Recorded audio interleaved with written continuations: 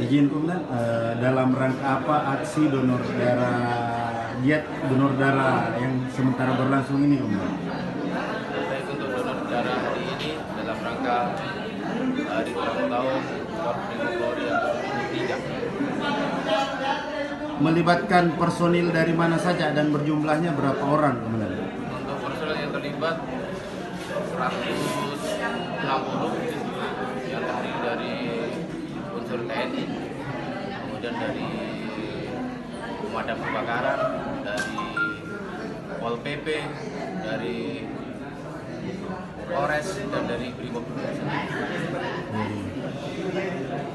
Terus rencana setelah donor darah ini apakah akan didistribusikan ke PMI langsung atau langsung sama orang yang membutuhkan? Baik, untuk kegiatan donor darah ini tentunya tujuannya untuk menyiapkan atau mempersiapkan stok darah yang dibutuhkan oleh rekan-rekan atau dari keluarga yang membutuhkan darah. Jadi darah yang kita donor hari ini tentunya langsung di stok di PMI. Ya, terima kasih, Komandan.